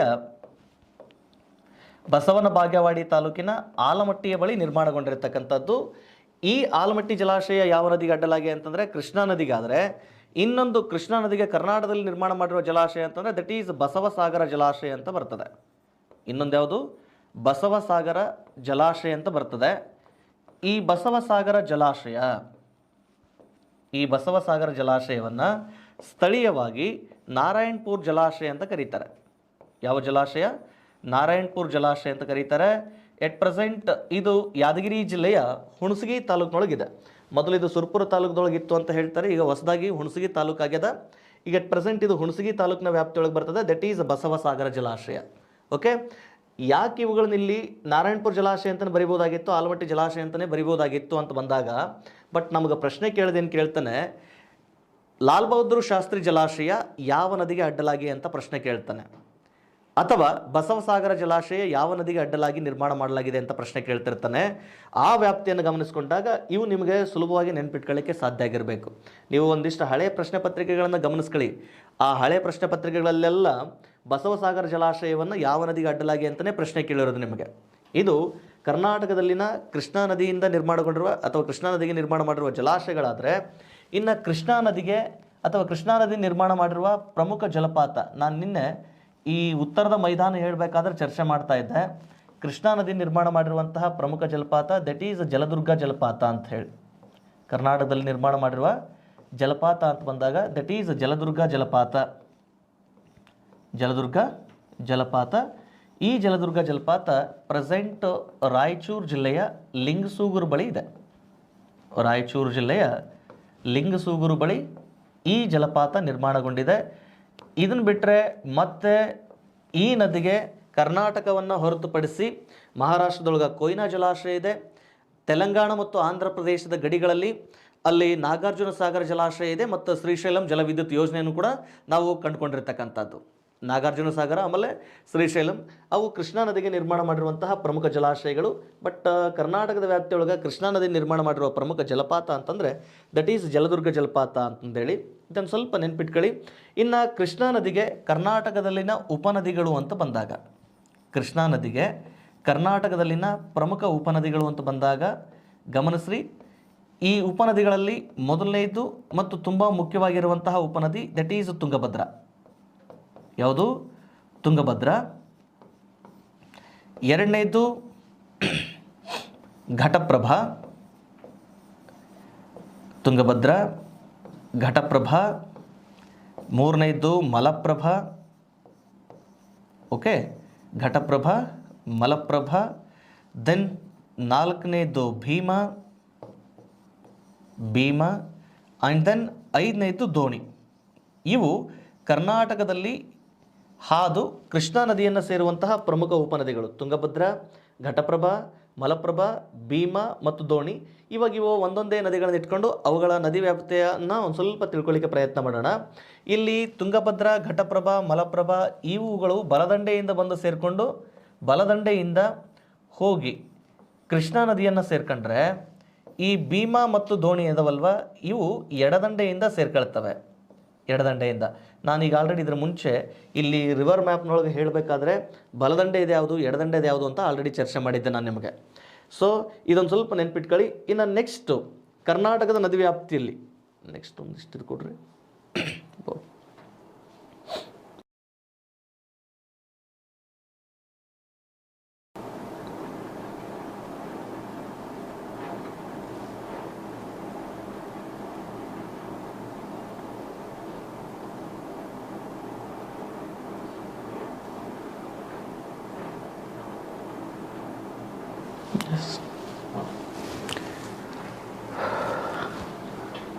ಓಕೆ, ಒಂದು ಸ್ವಲ್ಪ ಈ ತಾಂತ್ರಿಕ ದೋಷಗಳನ್ನು ಸರಿಪಡಿಸ್ಕೊಳ್ಳಿ. ಒಂದಿಷ್ಟು ಗಮನಿಸ್ರಿ, ಈ ತಾಂತ್ರಿಕ ದೋಷಗಳನ್ನು ನೀಗಿಸ್ಕೊಂಡು ಒಂದಿಷ್ಟು ಪ್ರಯತ್ನ ಮಾಡ್ತಾ ಇದ್ದಾನೆ. ಇಲ್ಲಿ ಗಮನಿಸ್ರಿ, ಇಲ್ಲಿ ಕೃಷ್ಣಾ ನದಿಯ ಉಪನದಿಗಳಲ್ಲಿ ಮೊದಲ ಉಪನದಿ ಅಂತ ಬಂದಾಗ ದಟ್ ಈಸ್ ತುಂಗಭದ್ರಾ. ಓಕೆ, ಈ ತುಂಗಭದ್ರಾ ನದಿ ವ್ಯವಸ್ಥೆಗೆ ಸಂಬಂಧಪಟ್ಟ ಹಾಗೆ ಒಂದಿಷ್ಟು ಗಮನಿಸ್ರಿ ಸರ್. ಈ ತುಂಗಭದ್ರಾ ನದಿ ಇದರ ಉಗಮ ಅಂತ ಬಂದಾಗ ನೋಡ್ರಿ, ಯಾವುದು ತುಂಗಭದ್ರಾ ನದಿಯ ಉಗಮ ಅಂತ ಬಂದಾಗ ಗಮನಿಸಿ, ಈ ತುಂಗಭದ್ರಾ ನದಿ ಮೊದಲು ಈ ಚಿಕ್ಕಮಗಳೂರು ಜಿಲ್ಲೆಯ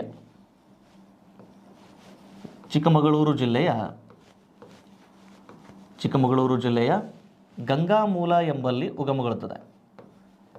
ಚಿಕ್ಕಮಗಳೂರು ಜಿಲ್ಲೆಯ ಗಂಗಾಮೂಲ ಎಂಬಲ್ಲಿ ಉಗಮಗೊಳ್ಳುತ್ತದೆ. ನೋಡ್ರಿ, ಇದು ಗಂಗಾಮೂಲದಲ್ಲಿ ಉಗಮಗೊಳ್ಳಬೇಕಾದ್ರೆ ಫಸ್ಟ್ ಎರಡು ಕವಲುಗಳಾಗಿ ಹರಿತದೆ. ಫಸ್ಟ್ ಎರಡು ಕವಲುಗಳು ಅಂತಂದರೆ ಈ ಗಂಗಾಮೂಲದಲ್ಲಿ ಎರಡು ತೀರ್ಥೋದ್ಭವಗಳು ಬರ್ತವೆ. ಒಂದು ನಾಗಾ ತೀರ್ಥ ಅಂತ ಬರ್ತದೆ, ಒಂದು ನಾಗಾ ತೀರ್ಥ, ಇನ್ನೊಂದು ವರಾಹ ತೀರ್ಥ ಅಂತ ಬರ್ತದೆ. ನಾಗಾ ತೀರ್ಥ ಮತ್ತು ವರಾಹ ತೀರ್ಥ ಅಂತ ಬರ್ತದೆ. ಈ ನಾಗಾ ತೀರ್ಥದಲ್ಲಿ ತುಂಗಾ ನದಿ ಉಗಮಗೊಳ್ಳುತ್ತದೆ. ನಾಗಾ ತೀರ್ಥದಲ್ಲಿ ತುಂಗಾ ನದಿ, ವರಾಹ ತೀರ್ಥದಲ್ಲಿ ಭದ್ರಾ ನದಿ ಉಗಮಗೊಳ್ಳುತ್ತದೆ. ಈ ಎರಡೂ ನದಿಗಳು ವರಾಹ ಯಾವುದು ತುಂಗಾ ಆನಂತರ ಭದ್ರಾ, ಎರಡೂ ನದಿಗಳು ಏನಾಗ್ತವೆ ಶಿವಮೊಗ್ಗ ಜಿಲ್ಲೆಯ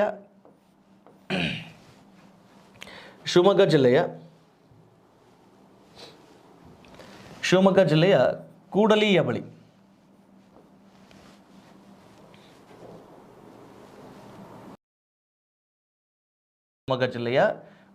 ಬಳಿ ಎರಡೂ ನದಿಗಳು ಸಂಧಿಸಿ ಅಲ್ಲಿಂದ ಈ ನದಿ ಏನಾಗ್ತದೆ ತುಂಗಭದ್ರಾ ಎನ್ನುವ ಹೆಸರಿನ ಮೂಲಕ ಹಾದುಹೋಗ್ತದೆ.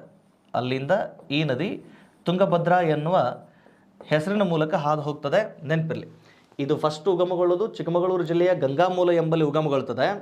ಈ ಗಂಗಾಮೂಲದಲ್ಲಿ ಎರಡು ತೀರ್ಥೋದ್ಭವಗಳು, ಒಂದು ನಾಗಾ ತೀರ್ಥ, ಇನ್ನೊಂದು ವರಾಹ ತೀರ್ಥ. ನಾಗಾ ತೀರ್ಥದಲ್ಲಿ ತುಂಗಾ ನದಿ, ವರಾಹ ತೀರ್ಥದಲ್ಲಿ ಭದ್ರಾ ನದಿ. ಎರಡೂ ನದಿಗಳು ಏನಾಗ್ತವೆ ಶಿವಮೊಗ್ಗ ಜಿಲ್ಲೆಯ ಕೂಡಲಿಯ ಬಳಿ ಸಂಧಿಸಿ ಮತ್ತೆ ತುಂಗಭದ್ರಾ ಎನ್ನುವ ಹೆಸರಿನ ಮೂಲಕ ಹಾದು ಹೋಗ್ತವೆ. ಬಟ್ ಇಲ್ಲಿ ಗಮನಿಸ್ರಿ, ತುಂಗಾ ನದಿ ಹಾದು ಹೋಗಬೇಕಾದ್ರೆ ಸಂದರ್ಭದಲ್ಲಿ ತುಂಗಭದ್ರಾ ನದಿ ಹಾದು ಹೋಗಬೇಕಾದ ಸಂದರ್ಭದಲ್ಲಿ ಈ ಕರ್ನಾಟಕದ ನದಿ ವ್ಯವಸ್ಥೆ ವ್ಯಾಪ್ತಿಯೊಳಗೆ ಇದು ಹಾದು ಹೋಗಬೇಕಾದ್ರೆ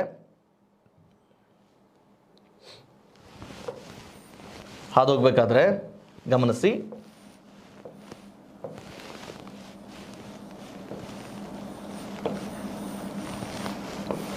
ತುಂಗಾ ನದಿ ಹಾದು ಹೋಗಬೇಕಾದ್ರೆ ಎರಡು ಕವಲುಗಳಾಗಿ ಹಾದು ಆ ನಂತರ ಇದು ಹರಿವಿನ ವ್ಯಾಪ್ತಿಯನ್ನು ಗಮನಿಸ್ಕೊಂಡಾಗ, ಯಾವುದು ತುಂಗಾ ನದಿಯ ಹರಿವಿನ ವ್ಯಾಪ್ತಿಯನ್ನು ಗಮನಿಸ್ಕೊಂಡಾಗ ಇದು ನೋಡ್ರಿ, ಇದು ಉತ್ತರ ಆದರೆ ಇದು ಈಶಾನ್ಯ. ಓಕೆನಾ? ಇದು ಈಶಾನ್ಯ. ಈ ನದಿ ಕರ್ನಾಟಕದಲ್ಲಿ ಹರಿಯುವ ಸಂದರ್ಭದೊಳಗೆ ಇದು ಈಶಾನ್ಯ ದಿಕ್ಕಿನಲ್ಲಿ ಹರಿತದೆ. ನೆನ್ಪಿಟ್ಕೊಳ್ಳಿ, ಯಾವ ದಿಕ್ಕಿನಲ್ಲಿ ಹರಿತದೆ? ಈಶಾನ್ಯ ದಿಕ್ಕಿನಲ್ಲಿ ಹರಿತದೆ. ಇದನ್ನು ಆಧಾರವಾಗಿಟ್ಕೊಂಡು ನಿಮಗೆ ಪ್ರಶ್ನೆ ಕೇಳ್ತಾನೆ.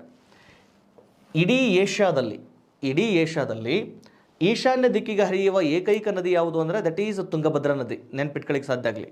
ಇಡೀ ಏಷ್ಯಾದಲ್ಲಿ ಈಶಾನ್ಯ ದಿಕ್ಕಿಗೆ ಹರಿಯುವಂತಹ ಏಕೈಕ ನದಿ ಅಂದರೆ ದಟ್ ಈಸ್ ತುಂಗಭದ್ರಾ ನದಿ.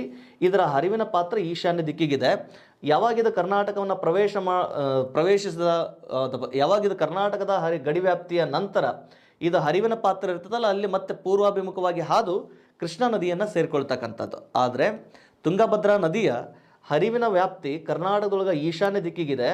ಇದನ್ನು ಆಧಾರವಾಗಿಟ್ಕೊಂಡು ನಮಗೆ ಪ್ರಶ್ನೆ ಕೇಳಿದಾನೆ, ಇಡೀ ಏಷ್ಯಾದಲ್ಲಿ ಈಶಾನ್ಯ ದಿಕ್ಕಿಗೆ ಹರಿಯುವ ಏಕೈಕ ನದಿ ಯಾವುದು ಅಂದರೆ ದಟ್ ಈಸ್ ತುಂಗಭದ್ರಾ ನದಿ.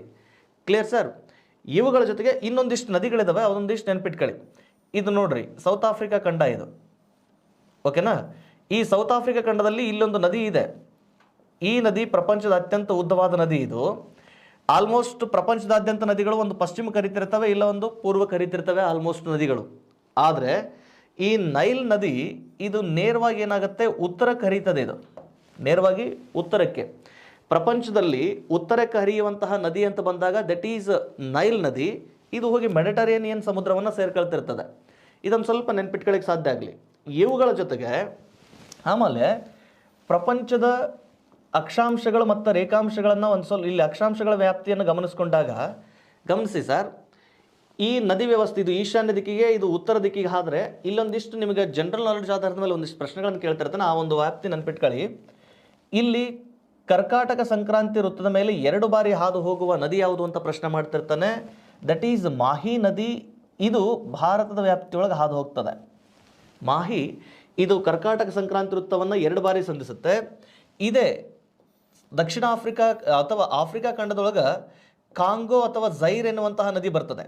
ಕಾಂಗೋ ಅಥವಾ ಝೈರ್ ಎನ್ನುವ ನದಿ ಬರ್ತದೆ. ಇದು ಈ ಸಮಭಾಜಕ ವೃತ್ತವನ್ನು 2 ಬಾರಿ ಹಾದು ಹೋಗ್ತದೆ. ದಟ್ ಈಸ್ ಕಾಂಗೋ ಅಥವಾ ಝೈರ್ ಎನ್ನುವಂತಹ ನದಿ. ಇದು ಜಕ್ ರಿಪಬ್ಲಿಕ್ ಆಫ್ ಕಾಂಗೋದೊಳಗೆ ಕಂಡು ಬರ್ತದೆ. ಅದಾದಮೇಲೆ ಈ ಮಕರ ಸಂಕ್ರಾಂತಿ ವೃತ್ತದ ಮೇಲೆ 2 ಬಾರಿ ಹಾದು ಹೋಗುವ ನದಿ ಲಿಂಪೋಪು ಅಂತ ಬರ್ತದೆ. ಯಾವುದು? ಲಿಂಪೋಪು. ಈ ಲಿಂಪೋಪು ನದಿ ಇದು ದಕ್ಷಿಣ ಆಫ್ರಿಕಾದ ವ್ಯಾಪ್ತಿಯೊಳಗೆ ಕಂಡು ಬರ್ತದೆ. ದಕ್ಷಿಣ ಆಫ್ರಿಕಾ ಮತ್ತು ಬೋಟ್ಸ್ವಾನ್ ಅಂತ ಬರ್ತವೆ. ಆ 2 ರಾಷ್ಟ್ರಗಳಲ್ಲಿ ಹಾದು ಹೋಗ್ತದೆ. That is Limpopo. ಇದು ಮಕರ ಸಂಕ್ರಾಂತಿ ವೃತ್ತದ ಮೇಲೆ 2 ಬಾರಿ.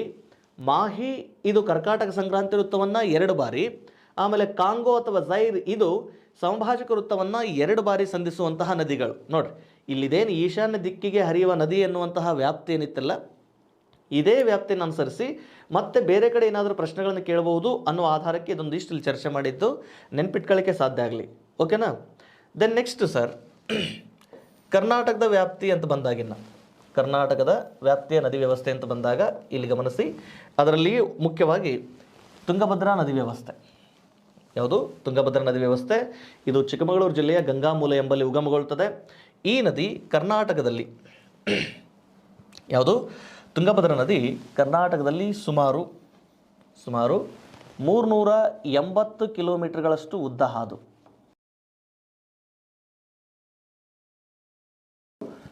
380 ಕಿಲೋಮೀಟರ್ಗಳಷ್ಟು ಉದ್ದ ಹಾದು ಇದು ಮುಂದೆ ಏನಾಗ್ತದೆ, ಆಂಧ್ರ ಪ್ರದೇಶದ ಆಲಂಪುರ್ ಬಳಿ ಕೃಷ್ಣಾ ನದಿಯನ್ನು ಸೇರ್ಕೊಳ್ತದೆ.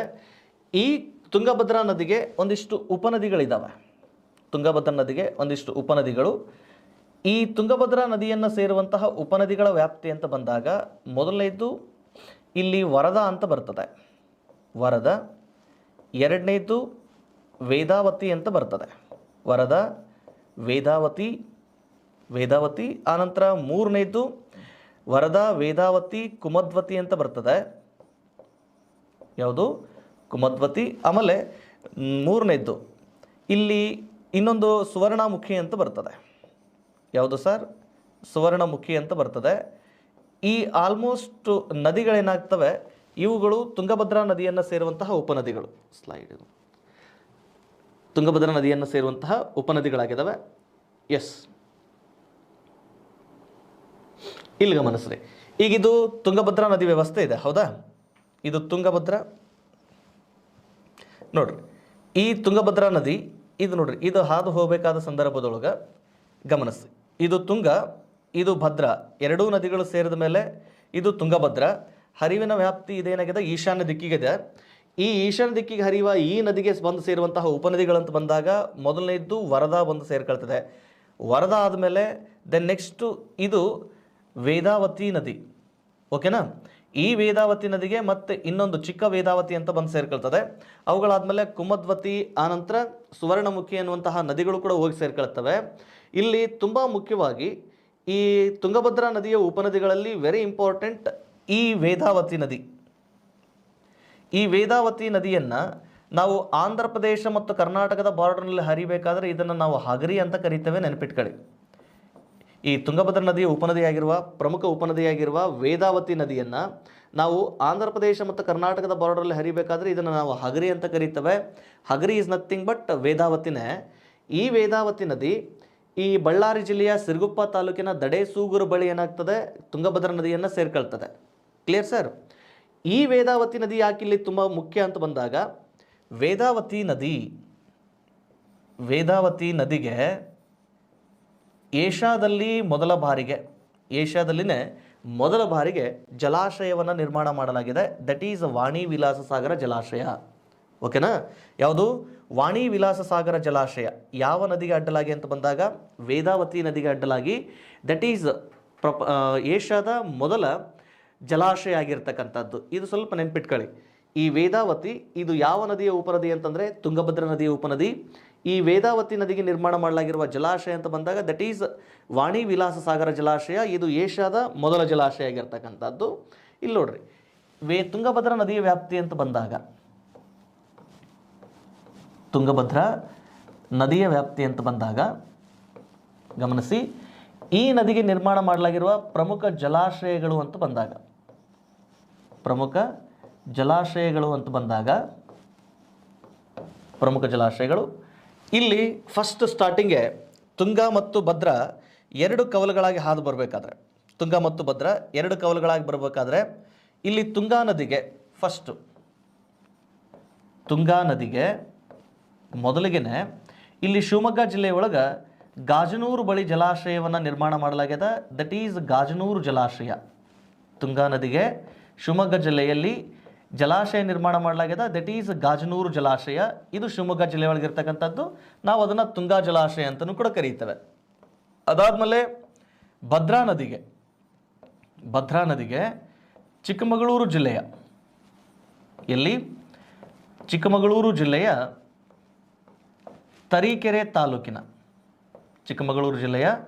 ತರೀಕೆರೆ ತಾಲೂಕಿನ ಲಕ್ಕವಳ್ಳಿಯ ಬಳಿ ಜಲಾಶಯವನ್ನು ನಿರ್ಮಾಣ ಮಾಡಲಾಗಿದೆ. ಅದನ್ನು ನಾವು ಲಕ್ಕವಳ್ಳಿ ಜಲಾಶಯ ಅಂತಲೂ ಕೂಡ ಕರೀತಾ ಇದ್ದೇವೆ, ಅಥವಾ ಭದ್ರಾ ಜಲಾಶಯ ಅಂತಲೂ ಕೂಡ ಕರೀತೇವೆ. ಇದು ತುಂಗಭದ್ರಾ ನದಿ ಎರಡೂ ಸೇರೋದಕ್ಕಿಂತ ಮುಂಚೆ ನಿರ್ಮಾಣ ಮಾಡಲಾಗಿರುವಂಥ ಜಲಾಶಯಗಳು. ಒಂದು ಗಾಜನೂರು ಜಲಾಶಯ, ಇನ್ನೊಂದು ಲಕ್ಕವಳ್ಳಿ ಜಲಾಶಯ. ಈ ಎರಡೂ ನದಿಗಳು ಸೇರಿಕೊಂಡು ತುಂಗಭದ್ರಾ ನದಿಯಾಗಿ ಹಾದು ಬರಬೇಕಾದ ಸಂದರ್ಭದಲ್ಲಿ,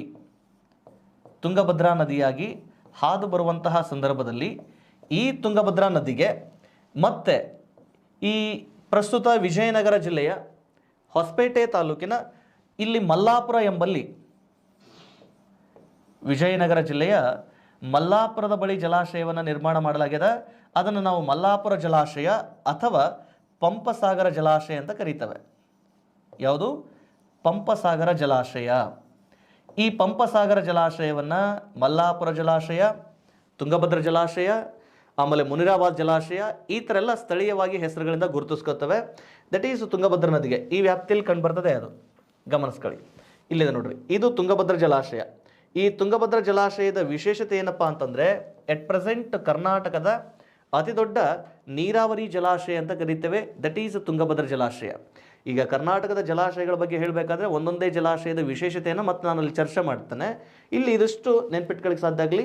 ಇದಿಷ್ಟು ಮಾಹಿತಿ ಯಾವುದಕ್ಕೆ ಅಂತಂದರೆ ತುಂಗಭದ್ರಾ ನದಿಗೆ. ತುಂಗಭದ್ರಾ ನದಿ ಇದು ಚಿಕ್ಕಮಗಳೂರು ಜಿಲ್ಲೆಯ ಗಂಗಾಮೂಲ ಎಂಬಲ್ಲಿ ಉಗಮಗೊಳ್ಳುತ್ತದೆ. ಗಂಗಾಮೂಲದಲ್ಲಿ 2 ತೀರ್ಥೋದ್ಭವಗಳು, ಒಂದು ನಾಗಾ ತೀರ್ಥದಲ್ಲಿ ತುಂಗಾ ನದಿ, ಆಮೇಲೆ ವರಾಹ ತೀರ್ಥದಲ್ಲಿ ಭದ್ರಾ ನದಿ. 2 ನದಿಗಳು ಸೇರಿಕೊಂಡು ಕೂಡಲಿ ಎಂಬಲ್ಲಿ ಸಂಧಿಸ್ಕೊಳ್ತವೆ. ಅಲ್ಲಿಂದ ಇವು ತುಂಗಭದ್ರಾ ನದಿ ಹಾಗೆ ಕರ್ನಾಟಕದಲ್ಲಿ ಈಶಾನ್ಯಾಭಿಮುಖವಾಗಿ ಹರಿದು ಹೋಗಿ ಕೃಷ್ಣಾ ನದಿಯನ್ನು ಸೇರುತ್ತೆ. ಈ ಕೃಷ್ಣಾ ನದಿಯನ್ನು ಸೇರುವ ಪೂರ್ವದೊಳಗೆ ಇವಕ್ಕೊಂದಿಷ್ಟು ಉಪನದಿಗಳು ಸೇರ್ಕೊಳ್ತವೆ. ವರದಾ, ಆನಂತರ ವೇದಾವತಿ, ಆಮೇಲೆ ಕುಮದ್ವತಿ, ಆಮೇಲೆ ಸುವರ್ಣಮುಖಿ ಎನ್ನುವಂತಹ ನದಿಗಳು ಸೇರ್ತವೆ.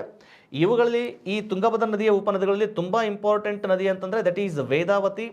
ವೇದಾವತಿ ಅದಕ್ಕೆ ಮುಖ್ಯ ಅಂತಂದರೆ ವೇದಾವತಿ ನದಿಗೆ ಏಷ್ಯಾದ ಮೊದಲ ಜಲಾಶಯ ನಿರ್ಮಾಣ ಮಾಡಲಾಗಿತ್ತು. ದಟ್ ಈಸ್ ವಾಣಿ ವಿಲಾಸ ಸಾಗರ ಜಲಾಶಯ. ಓಕೆನಾ? ಇದಿಷ್ಟು ತುಂಗಭದ್ರಾ ನದಿಯ ಉಪನದಿಯ ವ್ಯವಸ್ಥೆಗೆ ಸಂಬಂಧಪಟ್ಟಂಥ ಒಂದಿಷ್ಟು ಮಾಹಿತಿ. ಆದರೆ ಇನ್ನು ಈ ತುಂಗಭದ್ರಾ ನದಿಗೆ ಕರ್ನಾಟಕದಲ್ಲಿ ನಿರ್ಮಾಣ ಮಾಡಲಾಗಿದ್ದ ಜಲಾಶಯಗಳಂತ ಬಂದಾಗ ತುಂಗಾ ನದಿಗೆ ಗಾಜನೂರು ಜಲಾಶಯ ಶಿವಮೊಗ್ಗ ಜಿಲ್ಲೆಯಲ್ಲಿ, ಭದ್ರಾ ನದಿಗೆ ಚಿಕ್ಕಮಗಳೂರು ಜಿಲ್ಲೆಯೊಳಗೆ ಲಕ್ಕವಳ್ಳಿ ಜಲಾಶಯವನ್ನು ನಿರ್ಮಾಣ ಮಾಡಲಾಗಿತ್ತು. ಈ 2 ನದಿಗಳು ಸೇರಿ ಆನಂತರ ತುಂಗಭದ್ರಾ ಅಂತಂದೇಳಿ ಹಾದು ಹೋಗುವ ಸಂದರ್ಭದೊಳಗೆ ವಿಜಯನಗರ ಜಿಲ್ಲೆಯ ಮಲ್ಲಾಪುರದ ಬಳಿ ನಿರ್ಮಾಣ ಮಾಡಲಾಗಿರುವ ಜಲಾಶಯ ದಟ್ ಈಸ್ ಪಂಪಸಾಗರ ಜಲಾಶಯ. ಈ ಪಂಪಸಾಗರ ಜಲಾಶಯ ಎಟ್ ಪ್ರೆಸೆಂಟ್ ಕರ್ನಾಟಕದ ಅತಿದೊಡ್ಡ ನೀರಾವರಿ ಜಲಾಶಯ ಅಂತಲೂ ಕೂಡ ಕರೀತಕ್ಕಂಥದ್ದು. ಇದಿಷ್ಟು ತುಂಗಭದ್ರಾ ನದಿಗೆ ಸಂಬಂಧಪಟ್ಟ ಹಾಗೆ ಒಂದಿಷ್ಟು ಮಾಹಿತಿಯನ್ನು ನೆನ್ಪಿಟ್ಕೊಳ್ಳಿ.